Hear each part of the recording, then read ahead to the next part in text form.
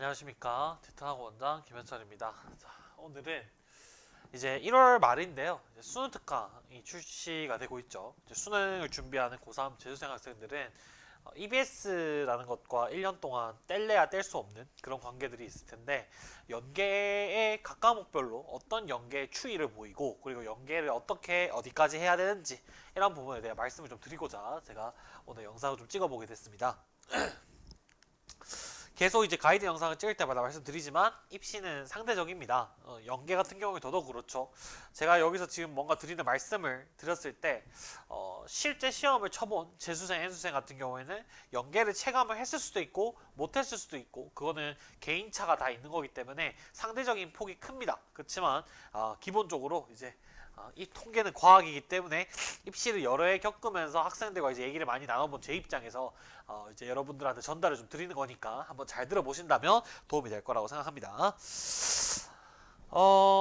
일단은 연계에 대해서 각 과목별로 뭐를 해야 되고 어떻게 해야 되고 이 얘기를 하기 전에 일단 제가 먼저 드리고 싶은 말씀은 공부 시간이 부족해서 EBS를 안 본다, 이게 일단 초반은 거의 없어요. 그러니까 뭐 3월, 4월, 5월, 6월까지는 사실 시간이 충분하기 때문에 거의 없는데 8월, 9월, 10월 달이 이 영상 언제 볼지 모르니까요. 유튜브의 알고리즘이라는 거는 영상 언제든지 올리기 때문에 언제 보실지 모르겠지만 8, 9월 그러니까 6평을 치고 하반기로 가면 갈수록 이런 얘기가 많이 나오는 것 같아요. 근데 그거는 지금 1월 달이니까 제가 솔직하게 말씀을 드리는데 학생 본인이 게을러서 못 본 거죠.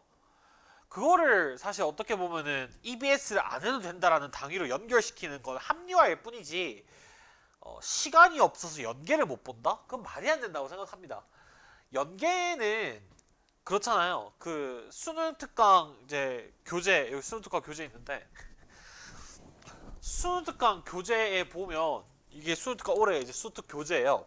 여기 보면 뭐라고 나와 있냐면 한국 교육과정 평가원 검수라고 돼 있잖아요. 그러니까 이 책을 평가원이 본다라는 공식적인 선언 아닙니까? 그러니까 이 책의 퀄리티가, 이 안에 교재의 문제의 퀄리티가 어떻든 지문의 퀄리티가 어떻든지 간에 시험을 내는 집단이 국가에서 공식적으로 내가 이 책을 보고 시험을 냅니다 라고 얘기한 시험 범위인데 이게 왜 논쟁의 여지가 되는지 모르겠거든요. 물론 그게 이제 연계를 공부한다고 해서 1등급이 나오는 건 절대 아니지만 1등급이 나오려면 연계는 최소한 해야죠. 그러니까 이게 왜 논쟁이 되는지 모르겠습니다. EBS가 필요하냐 없냐의 문제가 아니고 EBS의 퀄리티도 문제가 아닙니다. 그냥 EBS는 국가에서 수능을 내는 집단에서 이 참고서를 어떻게든지 간에 활용을 할 테니 너도 같이 한번 봐볼래? 라고 권유한 책이기 때문에 무조건 보셔야 되는 거죠. 예를 들어서 평가원에서 어떤 인강쌤의 엔제를 이거 평가원이 검토할 거라고 공식적으로 이제 이걸 검수해가지고 수능 출제하는 참고할 거라고 어떤 선생님이 엔제를 지정했다고 생각해봐요. 여러분 다 안 사시겠어요? 아니 뭐 다른 쌤들 엔제도 좋고 퀄리티도 좋지만 일단 그 선생님 엔제 사고 보겠죠. 근데 왜 EBS만 그렇게 깎아치기 당하죠? 분량이 많다? 저는 그걸 동의 못하겠습니다. EBS가 어떻게 공부에 분량이 많습니까? 기출문제, 수학 기출문제 20개년 푸시고 이러면 1000문제, 2000문제 넘어가잖아요. 이게 무슨 1000문제, 2000문제인가요? 이게 물론 이제 두꺼워 보이는데 사실 이게 뭐냐면은 한 지문이 뭐 이게 한 문제가 거의 3페이지 이렇게 잡아먹잖아요. 편집 이상하게 나가지고. 그죠? 그러니까 그래서 많아 보이는 것 뿐이지 사실 여기 EBS 예를 들면 국어 문학 같은 경우 수특 작품 숫자 세면 60개인가 70개밖에 안 돼요. 아니 시험을 국가시험을 쳐서 대학을 가시겠다는 분들이 70개 지문을 못 본다? 모르겠어요. 어떻게 이해드려야 될지 모르겠습니다. 그 얘기는 논외로 하겠습니다. EBS를 안 봐도 시험을 잘 칠 수 있다는 논의는 그렇겠죠. 뭐 술은 먹어도 운전은 할 수 있잖아요. 근데 그렇게 하면 안 되는 거죠. 그렇지 않습니까? 그러니까 그런 식의 논리를 합리화하기 위해서 피는 건 적절치 않아요. 그러니까 국가에서 시험 범위로 정한 것이기 때문에 무조건 보셔야 된다. 그건 이제 무조건 하는 거고, 이건 엔제가 아닙니다. 이건 누구 이제 인강 선생님의 문제집이 아니잖아요. 근데 EBS의 퀄리티가 어때서 푼다 만다. 퀄리티가 왜 나오죠? 예, 여기서 이 출제 소스들을 활용해가지고 출제를 하시는 분들이 참고하는 서적인데 그 출제를 참고하는 서적의 퀄리티를 따지고 말고가 다른 문제집과 이퀄로 두는 게 이해가 잘 안 되거든요. 그러니까 사실 저는 이 말은 정말 적절치 않다 생각합니다. 그리고 시간이 없다는 건 말이 안 된다고 계속 말씀드렸고 연계는 무조건 보셔야 됩니다. 공부를 최소한 하기 위해서 기출문제 그 다음으로 가장 중요한 건 연계라고 생각을 합니다. 그래서 EBS에 대해서 무조건 보셔야 된다 전제를 드리는 거고 자 그러면 EBS 연계를 보긴 할 건데 그럼 그 연계라는 것은 이 수능이라는 시험에 어떤 의의를 가지는가에 대해서 말씀 좀 드린다면 1번은 이걸 바라시고 공부를 하시면 안 됩니다. 그러니까 되는 경우도 있어요. 이 연계 체감이 해마다 세게 되는 해도 있고 안 되는 해도 있는데 연계 체감이 세게 되면 딸깍이 가능할 때도 있습니다. 그러니까 무슨 말이냐면 지문 안 읽고 문제 푸는 경우도 가능한 경우가 있다는 거예요. 근데 그런 경우가 있다라고 해서 늘 그렇게 나오는 것은 아니기 때문에 우리가 EBS 연계를 공부할 때 1번에 굉장히 초점을 맞추고 하기 때문에 사실 뭐랄까요 그러면서 효율성을 내고 싶어 하니까 또 적중 이런 거에 막 현혹되는데 그게 중요한 게 아니겠죠. 그죠? 딸깍이 중요한 게 아니라 내가 시험장에서 예를 들면 20% 정도의 친숙함을 가지고 읽을 수 있는 것만으로도 시험장이란 변수는 너무 크잖아요. 그죠? 수능을 하루에 치는 거고 우리의 긴장감은 극도로 올라간 상태이기 때문에 내가 그걸 알고 있느냐 못 알고 있느냐가 도움이 됐느냐 안 되느냐 결과론적인 얘기입니다. 도움이 될 수도 안 될 수도 있다면 학생의 수험생의 첫 번째 어떤 뭐랄까 기본적인 자세는 뭐냐면 무조건 보는 거죠. 그러니까 될 수도 있고 안 될 수도 있으면 무조건 그냥 하는 겁니다. 안 되는 게 확률이 훨씬 더 높다라고 하면 모르겠지만 근데 이게 양이 어마무시해서 진짜 1년을 쏟아부어도 수특을 다 마스터 못한다 이 정도 양이면 이해를 할 수 있겠는데 그게 아니잖아요. 그러니까 사실 조금씩 시간 나와서 꾸준히 하면 다 할 수 있는 거란 말이에요. 그런 경우기 때문에 1번을 바라고 내가 EBS 올인하겠다 기출문제도 안 보고 이건 건 잘못됐겠죠. 딸깍이를 바라시고 그냥 대충 지문 안 읽고 시험장에서 문제 풀기를 바라시고 연계까지 보시면 실망할 가능성이 높다라는 말씀을 좀 드리고 안 그런 경우 대부분이고요. EBS는 N제도 아니고요. 기출도 아닙니다. 예를 들어서 뒤에 좀 이따 말씀드리겠지만 사회탐구 영역이나 과학탐구 영역에서 EBS는요. 출제 원료, 출제 소스예요. 무슨 말이냐면 생활과 윤리 같은 경우에는 뭐 제시문이 수특에 새로 나온 제시문이나 아니면 수특에서 새롭게 제시하는 개념들이 가끔 해설지 같은데 날개나 추가 설명으로 적혀 있는 경우가 있단 말이에요. 그런 것들이 실제 평가원 시험에 출제된 적이 있습니다. 그렇기 때문에 EBS는 우리가 이 평가원이 이걸 활용해서 어떻게 출제할까를 연구하고 우리가 먼저 경험해보는 대상이지 이걸 가지고 N제 문제집화 시키거나 기출문제와 또 이퀄로 두거나 그런 거가 아닌 거죠. 가공되지 않은 출제 원료라고 생각하시면 됩니다. 아시겠죠? 그래서 그 부분에 대해서 생각하시고 시험 내는 사람들이 참고한다고 하니까 무조건 봐야 되는 교재인 겁니다. 아시겠죠? 그래서 각 과목별로 이제부터 좀 말씀 한번 들어보도록 할게요. 자, 국어입니다. 국어가 사실 제일 문제가 되겠죠. EBS 연계하면 국어고 국어가 EBS 연계에서 가장 핫한 거 아니겠습니까? 이제 영역이 세 가지가 있을 겁니다. 문학이 있을 거고 독서가 있을 거고 선택 과목이 있을 건데 일단 첫 번째 전제로 좀 말씀드리고 싶은 것 중 하나가 뭐냐면 국어는 뭐가 너무 심하냐면 찍기 알죠? 이 선생님들의 의도에 알죠? 우리 이제 고생하는 학생들이 학생들이 고생하니까 조금이라도 부담을 줄여주고 싶은 마음에 어떻게든지 간에 이제 전문성을 발휘해서 찍어주고 싶은 그런 게 이제 마음에 드실 수도 있지만 근데 중요한 건 뭐냐면은 그 강의와 적중과 리스트는 평가원이 늘 모니터링 한다라는 거예요. 그래서 저는 뭐 선생님이 무능하고 유능하고 그 문제가 아니라고 생각하고 선생님들을 못 찍습니다. 아시겠죠? 예전처럼 무슨 대치동 시크릿 이래가지고 대치동만 알고 있는 정보 이런 것도 없고요 이제는. 예를 들면 이런 거예요. 몇몇 인강 선생님들이 제가 저격하는 게 아닙니다. 그 선생님들이 잘못했다고 생각 안 합니다. 예를 들면 분명 뭐가 있냐면 선생님들이 EBS 적중이라고 이거 나올 것 같다라고 얘기하는 게 모니터링 돼서 걸러지는 과정은 실제로 존재한다고 했기 때문에 평가원에서 저는 그 선생님 잘못이라고 얘기하는 게 아니라 사례를 들어보자면 이런 경우가 너무 많다는 거죠. 예를 들면 문학 작품을 이제 EBS 수능특강 수능 완성 리스트업 쭉 해가지고 중요도 A, 중요도 B, 중요도 C 이런 식으로 나누잖아요. 근데 예를 들면 중요도 C는 뭐냐면 이거 나오면 뭐 강사 은퇴한다, 이거 나오면 뭐 모의고사 회사 문 닫는다 이런 건데 C가 나온 적도 정말 많아요. 그러니까 물론 이제 난이도가 쉽죠. 난이도가 쉬웠던 문제이기 때문에 학생들이 그렇게 막 언급이 되지 않지만, 근데 뭐냐면은 안 중요하다고 안 나올 거라고 했는데 수능이 나오는 경우도 정말 많다니까요. 그러니까 그게 기본적으로 왜 그러냐면 평가원은 사교육을 걸러줘야 될 의무가 있는 국가기관이잖아요. 그쵸? 사교육은 만학 아닙니까? 이 국가 경제가 사교육비 때문에요. 가계 소득이 줄어든다고 생각하는 게 국가의 기본적인 방침 아닙니까? 그러니까 이제 줄여줘야 된단 말이야. 그러니까 이런 식으로 예를 들어서 누가 각사가 다 찍었는데 그게 요번 올해 킬러 문제였고 그 선생님 수업 들으면 다 맞출 수 있었대. 이런 걸 내겠어요, 평가원이? 그러니까 이런 거 이빨 깨물고 거른다 이 말이에요. 그러니까 찍기와 적중에 현혹되지 말고 무조건 기본 전제는 뭐냐, 문학은 전체 영역. 정체 영역을 다 보시는 데 초점 맞추셔야 됩니다. 최대한 아시겠죠? 그래서 찍기와 적중에 의존하지 말고 좀 이제 전반적인 각 과목 이제 각 파트별로 얘기도 하겠지만 소설과 비문학 같은 경우에는요 EBS 원문이 있잖아요. 그러면 원문에 이제 텍스트가 있지 않습니까? 그러니까 여기 이제 책을 펴면 또 마침 잘 와 있네. 책을 펴면 여기 이제 본문이 있잖아요. 이런 식으로 여기 본문이 있단 말이에요. 그럼 소설 같은 경우는 당연히 요 뭐 금방울전이라고 하면 금방울전이 요 텍스트만 있는 게 아니겠죠. 소설 같은 경우에는 되게 길단 말이에요. 보통 이 책 한 권 정도의 분량이 될 테니까 그 일부를 발췌해오는 과정일 텐데 EBS도 근데 그게 실제로 수능에 연계돼서 기출로 이제 나올 때는 그게 이제 다른 장면이 제시되는 경우가 대부분입니다. 그렇기 때문에 사실은 이제 원문과 텍스트가 겹치지 않을 수 있다.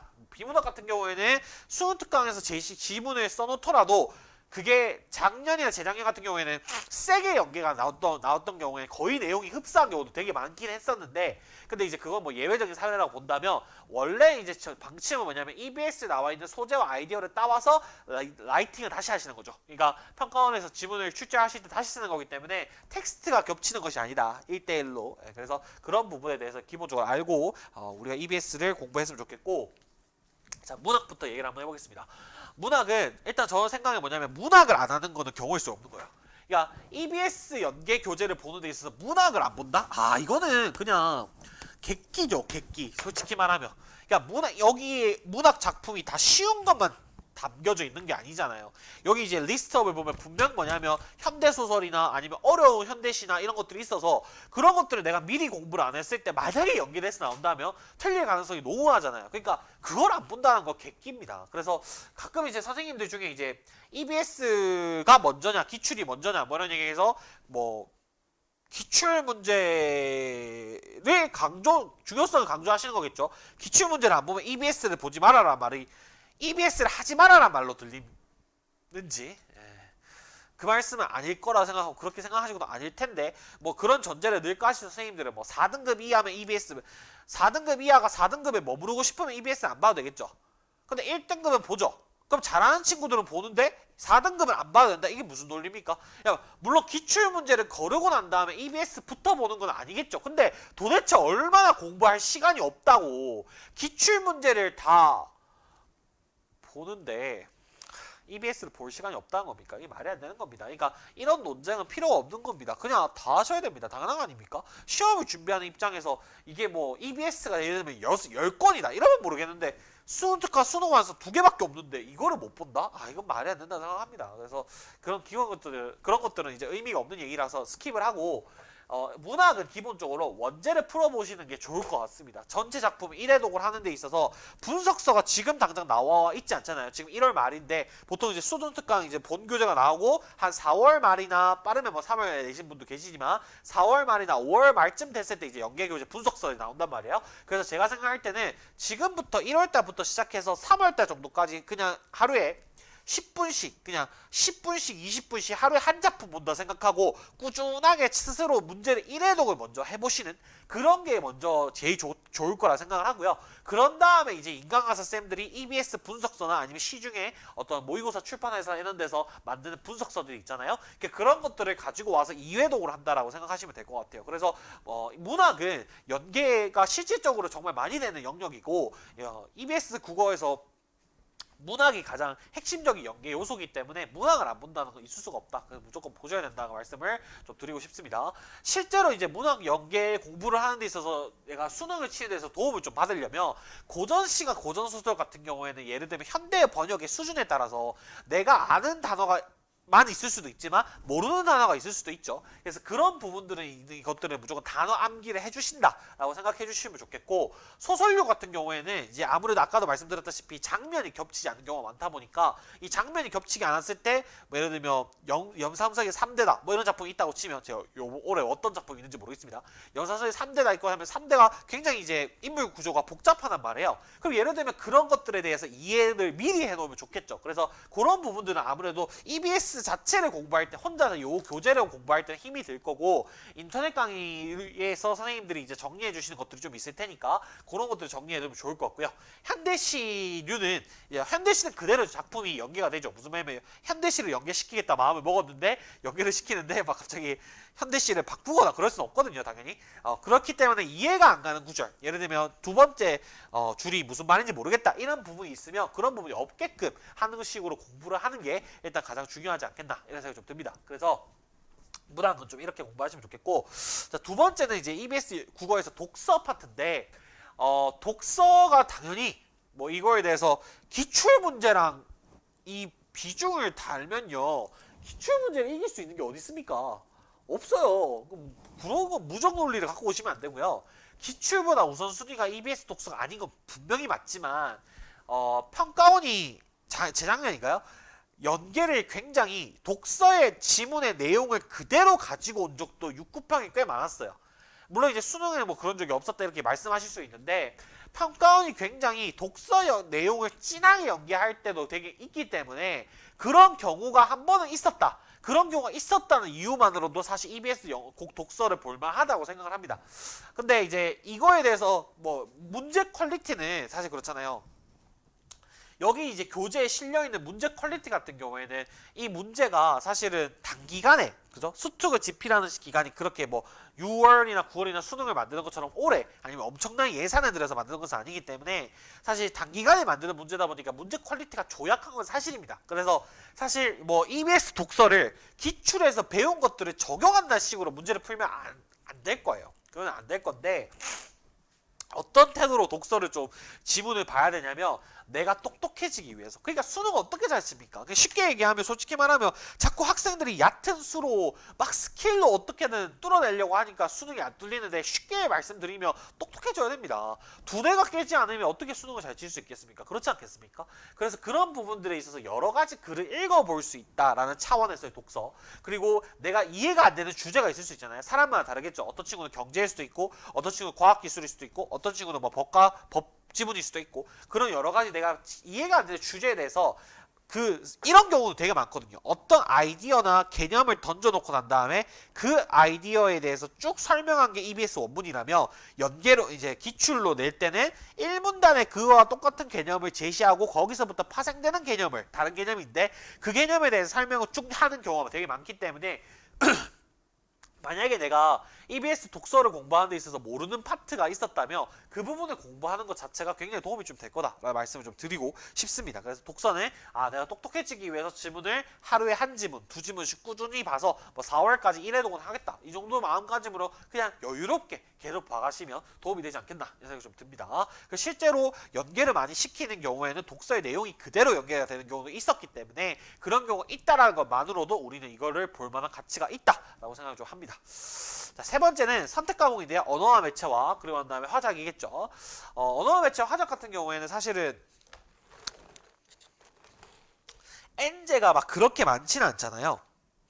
이게 예를 들어서 언매와 이제 화작 같은 경우에는 학생들이 이제 기출 문제에서 연습을 충분히 다 많이 하고 나면 이제 시간 타임어택이나 아니면 시간 관리 차원에서 여러 가지 문제를 풀어보거나, 아니면 언매 같은 경우에는 좀 낯선 문법 문제를 풀어보기 위해서, 변별력 있는 문제가 출제되는 거 대비하기 위해서 N제를 풀어야 되는데, 사실 이제 뭐 그 선택 과목 N제가 그렇게 생각보다 많지는 않거든요. 그래서 생각보다 수능 특강 수능 완성해서 예를 들면 언매 같은 경우에는 낯선 뭔가 문법의 사례가 나왔을 때 그게 그대로 연계가 된다거나 이런 경우도 있기 때문에 그냥 가벼운 N제 느낌으로 한번 풀어보시면 괜찮지 않겠나 이런 생각이 듭니다. 그래서 국어 같은 경우에는 그런 식으로 활용을 좀 해보시면 좋겠고, 저는 이제 국어는 기본적으로 수능 특강 수능 완성 다 언매든 화작이든 문학이든 독서든지 간에 다 봐야 한다는 주의입니다. 그리고 제가 개인적으로 가지고 있는 생각은 그게 수험생들이 공부량을 지탱하는 데 있어서 무언가를 포기할 만큼의 양은 절대 아니라고 생각하거든요. 과대평가되어 되어져 있는 어떤 측면이 있습니다. EBS 수능 특강에 대한 공부량 자체가 올해 같은 경우에는 재수생, 행수생들이 훨씬 더 유입되고 경쟁이 치열할 거라고 예상되지는 하잖아요. 그런 경우에는 사실 어떤 뭐랄까 변수 자체를 봉쇄시키기 위해서 정말 최선의 노력을 하는 게 맞습니다. 그렇기 때문에 이 얼마 안 되는 분량을 가지고 수능 끝까지 갖고 와가지고 했니 말았니 찝찝하게 갖지 마시고 정확하게 공부하셔가지고 연계를 공부한다고 실력이 늘거나 1등급이 나오는 게 아닙니다. 절대로. 그게 최소한의 조건인 거죠. 그래서 그 부분에 대해서 확실하게 공부를 좀 하시면 좋겠다 말씀을 드리면서 수학으로 한번 넘어가 보도록 하겠습니다. 자, 수학 얘기 한번 해보겠습니다. 수학 EBS는 국어보다 사실 더 심합니다. 문제량이 진짜 별로 안 됩니다. 왜 그러냐면 그 스텝 1, 2, 3 이렇게 있는데 스텝 3에 어려운 문제가 있긴 한데 문제 개수가 막 10개, 20개씩 있는 게 아니에요. 한 챕터당 3개? 많으면 4개 이렇게 있기 때문에 문제량이 정말 별로 안 됩니다. 만약에 내가 수학을 기출문제에서 한 2, 3등급 정도 나오는 친구들이 만약에 하루에 4점 20개 푼다 이 정도 양을 목표를 세워서 할 수 있는 친구들은 솔직히 말하면 11컷 이것도 정말 오래 잡은 거야. 그러니까 맘먹고 그냥 앉아서 풀면요 그 유튜브에 보면 선생님들 중에 수능 특강 몇 시간 컷 이래가지고 이제 쫙 푸는 게 있어요. 선생님들 엄청 잘 푸시긴 하시지만 여러분들 그만큼 풀 수는 없겠지만 3시간 만에 다 푸십니다. 그러니까 분량이 정말 별로 안 된다는 거예요. 이거를 하니 많이 할 이유는 없습니다. 게다가 연계가 의외로 심상찮게 됩니다. 무슨 말이냐면 이제 도형도 예를 들어서 이렇게 생긴 도형이 있었으면 이거를 평가원에서 출제할 때는 약간 돌려서 출제한다거나 그런 식으로 실제로 아이디어를 가지고 와서 출제하는 경우가 있기 때문에 좀 물론 이제 인정을 하는 건 뭐냐면 문제가 정제되진 않았다? 러프하게 약간 내신틱하게 그렇게 나오는 문제들이 있긴 한데 거기서 좀 특이한 표현들이나 아니면은 뭐랄까 이제 우리가 그 문제를 풀면서 경험하게 되는 아이디어들이 실제로 출제되는 경우가 있기 때문에 뭐랄까 저는 개인적으로 수원, 수토, 확통, 미적기야 어떤 과목이든지 간에 다 풀어봐야 된다고 생각을 하거든요. 그래서 양이 별로 안 되기 때문에 이거를 하니 많이 이러지 마시고 무조건 한번 그냥 다 경험 차원에서 풀어보셔라 말씀을 좀 드리고 싶고 이게 귀찮아가지고 학생들 중에 이제 선생님들이 EBS 문항을 찍어준단 말이에요. 선생님들이 찍어주면 그 선생님들의 의도는 알겠으나 그 선생님들이 유명사가 조금이라도 있으신 분이면 다 모니터링 됩니다. 그렇기 때문에 특히 이제 선생님들은 어떻게 하시겠어요? EBS를 다 풀어보시고 난 다음에 좀 특이하다 아니면 이걸 모르면은 못 풀겠다 이런 것들을 가지고 오시겠죠. 근데 생각을 해보세요. 그렇게 해가지고 예를 들면 인간강사 쌤들이 다 찍은 문제가 있어. 평가원 입장에서 그거 연기시키고 싶겠어요? 그렇지 않겠죠. 그래서 의외로 일반적인 아이디어나 아니면은 조금 뭐랄까 심상찮게 보이는 그런 유형을 가지고 와서 출제하는 경우가 있기 때문에 전 전체 다를 한번 풀어보시는 게 좋을 것 같다. 그리고 최소한 계산 연습은 됩니다. 그래서 이걸 안 할 이유는 없다라 말씀을 좀 드리고 싶어요. 이게 진짜 예를 들어서 진짜 EBS 수능 특강 수학을 다 푸는 데 있어서 한 3달 걸린다 이러면 진짜 우리가 심각하게 고민해 볼 수 있겠죠. 근데 솔직히 말하면 진짜 양 별로 안 되거든요. 그러니까 그냥 다 푸셔라. 이거는 퀄리티를 따지거나 연계가 실제로 얼만큼 되니 많이 그럴 정도의 수준의 양도 안 된다는 겁니다. 그래서 수학은 무조건 다 풀어보시길 권하고 수능 완성은 이제 과목별로 나오는 게 아니라 이제 그렇게 통째로 나오죠. 그죠? 통째로 나오는데 그 수능 완성 같은 경우에 양이 더 적으니까 사실 수학 같은 경우는 양이 좀 많이 적습니다. 물론 개인적으로 말씀드리고 싶은 건 뭐냐면 EBS 수능 특강과 수능 완성을 가지고 수능 수학을 공부한다? 그거는 좀 안 될 것 같아요. 양이 너무 적다고 했잖아요. 그죠? 양이 너무 적기 때문에 여기 있는 문제 코 풀면 끝나는 문제인데 그 양을 가지고 계속 1년 동안 풀고 말이 안 되는 것 같습니다. 이건 좀 푸는 친구들 입장에서 일주일 컷 아니면 좀 못하는 친구들 입장에서 한 달 정도 넉넉하게 잡고 기출이나 개념이나 병행하면서 문제를 푸는 그거면 충분한 거기 때문에 EBS 수능 특강의 수학을 가지고 수능 공부를 한다? 그건 불가능한 것 같습니다. 양 자체가. 그래서 그렇게 가벼운 양이니까 꼭 한번 해보시고 그리고 이제 가끔씩 이제 어떤 경우가 있냐면 선생님들 중에 이제 수능 특강 워낙 강조하시는 저는 그 정도까지 강조할 필요는 없다고 생각하는데 작년 수능 특강 이런 거 푸는 경우가 있는데 그럴 필요까지는 없습니다.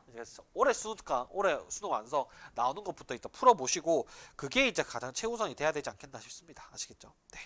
영어입니다. 자, 영어는 사실은 원래는 이제 국어 EBS보다 훨씬 더 핫한 게 영어 EBS였죠. 왜냐하면 영어는 직접 연계고 국어처럼 텍스트가 안 겹치거나 이게 아니라 완벽히 똑같이 그냥 싱크로율 똑같이 지문이 나왔기 때문에 직접 연계가 있을 때는 EBS 영어가 굉장히 이제 연계 핵심이었지만 사실 이제 연계가 영어 영역의 문제가 뭐냐면 지문을 외워버리죠. 그러니까 그런 식으로 출제되다 보니까 평가원에서 간접 연계, 다시 말하면 직접 연계를 폐지했습니다. 그래서 영어 같은 경우에는 EBS 수능 특강 영어 독해 연습과 영어 독해 그리고 수능 완성에 출제되는 지문들이 수능 영어 시험지에 직접 그대로 나오지가 않습니다. 단 한 지문도. 그렇기 때문에 그 간접 연계라고 이상한 말을 만들어냈는데 간접 연계는 말이 안 됩니다. 그렇게 따지면 제가 이제 학생들 현장에서 주는 문제들도 다 직접 연계입니다. 그러니까 뭐 환경 지문이 나왔으면 환경이 연결된다. 이렇게 국어에서 소재를 알고 있다. 그것보다 훨씬 더 추상적이에요. 그러니까 뭐 국어에서 예를 들면 뭐 이중 차분법 뭐 이런 것들이 나왔다 치면 그런 것들에 대해서 이제 개념을 설명해 놓고 그게 뭐 1문제에 나왔다. 그래도 국어 독서 연계는 봐줄 만한 내용들인데 영어는 간접 연계라는 게 진짜 소재 연계이기 때문에 아무 의미가 없습니다. 그래서 연계가 안 되기 때문에 영어는 풀지 마시고 수능 특강 영어 듣기가 있어요. 듣기가 있는데 그걸 뭐 사서 푸시는 경우도 있을 텐데 풀지 마십시오. 그것도 그냥 기출문제 푸십시오. 기출문제 푸시는 게 퀄리티도 훨씬 낮고 공짜 아닙니까? 평가 사이트 가면 다운받을 수 있잖아요. 그러니까 영어는 EBS는 푸실 필요가 없다. 왜 이런 말씀을 더 강하게 드리냐면 제가 영어를 가르치기도 하지만 사실 영어를 가르치면 답답한 게 뭐냐면 기출문제 제대로 안 봐요. 절대평가화되고 난 2018학년도 수능부터 26학년도 수능까지 기출을 제대로 보지도 않는데 뭔 다른 걸 봅니까? 다른 과목을 기출문제가 너무 중요합니다 라고 해놓고 영어는 왜 안 그래요? 그러니까 기출문제부터 보시길 바랍니다. 기출문제 또 1년 내내 그 수험생활 내내 다 못 보는 친구들이 90%가 넘을 겁니다. 그래서 그렇게 말씀을 좀 드리고 싶고 EBS는 절대 푸시면 안 된다. 네, 푸시지 마시고 문제 퀄리티나 이런 걸 논평할 필요도 없고요. 다만 이제 그런 경우는 있겠죠. 학교에서 수능 특강 영어 독해 연습을 가지고 수업을 하는 경우가 있을 수 있는데 그런 경우에는 뭐 수업을 안 들을 수 없는 상황이라면 단어나 구문 위주로 영어 공부한다고 생각하고 단어 외운다 생각하고 지문을 읽으시면 되지 거기는 내용에 심취해가지고 뭐 내용 정리를 해놓고 그럴 필요는 없습니다. 내신 준비하는 게 아니라면. 그래서 수능 특강 수능을 준비하는 데서 영어는 EBS는 간접 연계이기 때문에 연계가 제로다 말씀 좀 드리고 싶고 두 번째 마지막으로 탐구 과목이죠. 탐구 과목은요. 사실은 물론 이제 사회 탐구 과목에 따라서 입장차가 조금 있을 수 있겠습니다만 기본적인 건 뭐냐면 사회 탐구와 과학 탐구의 EBS를 무조건 푸셔야 됩니다. 그러니까 사회 탐구 같은 경우에는 선생님 이런 마음가짐을 절대 가지시면 안 돼요. 선생님이 선별해주는 일부만 보겠다. 근데 선생님들이 요즘에 선별이 아니라 그냥 아예 전체 다 보게 하는 강의들로 만들고 하시던데 선별해주기에는 일부만 보겠다. 딱 그것만 보고 시험 치겠다. 이런 식으로 생각하시면 절대 안 되고 왜 그러냐면 아까 처음에도 좀 서두에도 제가 말씀드린 적이 있는데 거기 수능 특강의 사회 탐구 영역에 나와 있는 문제나 그 문제의 제시문만 연계되거나 그런 게 수준이 아니라 뒤에 해설지 그러니까 해설지를 보다 보면 정답에 대한 해설을 하면서 뭔가 낯선 개념을 소개해 놓는다거나 아니면은 본문에 이제 그 개념 설명 파트가 있거든요. 그 파트에 보면 옆에 날개 있잖아요. 이런 것들이 덧붙일 수 있다. 그런 것들을 가지고 와서 내는 경우도 실제로 있었기 때문에 사회 탐구에서 EBS의 역할은 뭐냐면 그 말 그대로 출제되지 않은 소스를 출제되지 않은 내용들이 가공되지 않는 상태로 있는 거예요. 그렇기 때문에 내가 개념을 공부했고 기출을 공부했으면 EBS는 내 나름대로 분석도 할 수 있어야 됩니다. 물론 요즘에는 컨텐츠가 워낙 잘 돼 있고 뛰어나신 쌤들이 많으셔가지고 그런 것들을 같이 해주는 강의나 분석서들도 많긴 하지만 기본적으로 내가 내 주도를 가지고 내가 읽어내려가는 것과 누군가가 정리해준 걸 그냥 보고 읽는 것은 큰 차이가 있거든요. 그렇기 때문에 기본적으로 여러분들이 스스로 주도성을 가지고 주도권을 가지고 이래도고 꼭 한번 해보시기 바라고 사회 탐구를 공부하는 데 있어서는 EBS가 절대로 엔제나 실무, 교육청에 밀리지 않습니다. 그 문제 퀄리티를 논하는 게 아니고요. EBS 자체가 실제로 출제 소스로 정말 많이 활용되기 때문에 절대로 그냥 허투루 공부하시면 안 된다. 그리고 이 머릿속에 내가 내용을 읽기 위해서는 기출문제를 공부하고 개념을 공부하고 난 다음에 머릿속에 뭔가 내용이 정리가 됐다며 그 내용이 정리된 걸 바탕으로 EBS를 탐구한다는 생각으로 진짜 EBS를 정말 제대로 보셔야 되는 거지 교육청이나 엔지 실무 푼다고 EBS 못 봤다? 그건 안 되는 겁니다. 알겠죠? 사회탐구 영역이면 무조건 그렇게 말씀드리고 싶고 곽탐 같은 경우에는 연계체감이요. 될 때도 있고 안 될 때도 있습니다. 예를 들면 자료 해석이나 그런 부분에서 EBS의 어떤 독특한 게 있으면 그대로 나오는 경우도 있었지만 근데 그게 뭐 퍼센트적으로 사탐만큼 유의미하거나 그렇지는 않을 거예요. 그렇지만은 중요한 건 뭐냐면 과탐을 지금 선택한 상황이라면 올해 과탐이 어떤 상황입니까? 지금 표본이 다 빠지고 인원수가 정말 적은데 내가 어떤 메디컬에 가려거나 아니면 최상위권이 목표라서 지금 과탐을 선택한 거 아닙니까? 그런 친구들은 예외를 허용해서는 안 됩니다. 1%의 가능성조차도 허용하지 말아야 되는 게 최상위권인데 과탐 EBS가 효율성의 논점에서 한다 만다? 그 차원이 아닌 거죠. 무조건 물화생지 다 보셔야 됩니다. 물화생지 무조건 다 보시고 EBS 원제랑 해설지까지 보시고 변형 문제, 당연히 쌤들이 변형 많이 시키시겠죠. 그 변형 문제까지 싹 다 풀어서 과탐에서도 오차가 없는 상태로 공부를 좀 하시는 게 맞겠다라는 말씀을 좀 드리고 싶어요. 그래서 기본적으로 EBS 연계라는 것이 학생들한테 약간 뭐랄까 계륵과 비슷한 존재? 정말 딱 그대로 시험에만 나오면 내가 이빨 깨보고 보겠는데 시험에 그대로 나오지 않으니까 이걸 어떻게 해야 될지 모르겠는 그런 친구들이 많겠지만 결론을 지어서 말씀을 드리자면 국가에서 공인한 시험 범위이기 때문에 이걸 안 보는 경우는 없는 겁니다. 영어 같은 경우는 예외적으로 간접 연계라는 사실상 비연계로 가고 있기 때문에 EBS는 보지 않는 것이지만 다른 과목 같은 경우는 실제로 참고한 사례도 있고 그게 6월이 됐든 9월이 됐든 수능이 됐든지 간에 실제로 진하게 연계가 되는 경우가 많이 있기 때문에 그 도박수를 거시는 게 아닙니다. 게다가 올해 수능 같은 경우에는 굉장히 경쟁이 빡셀 거라고 예측되어지잖아요. 이런 수능 같은 경우에는 정말 모든 경우의 수를 다 준비해야 되는 것이지 일부분만 그렇게 해가지고는 안 될 테니까 확실하게 준비를 하셔서 이번 EBS 연계부터 시작해서 이제 앞으로 공부해야 될 모든 과정들을 꼼꼼하게 챙기시길 바라겠습니다. 그래서 결론을 정리해드리자면 국어, 수학, 탐구 요 세 과목은 무조건 EBS를 다 보셔야 되는 것이고 각 파트를 볼 때 어떤 점을 유의해야 되는지 제가 앞에 영상에 설명드린 거 참고해 주시고요. 영어 같은 경우에는 간접 연계로 출제되고 있으니까 굳이 그 EBS를 먼저 보실 필요 없다. 기출 문제도 소홀한 경우가 많으니까 기출 문제 보셔라로 요약할 수 있겠습니다. 다음 영상에서도 좀 더 유익한 내용 가지고 올 수 있도록 노력하겠습니다. 감사합니다.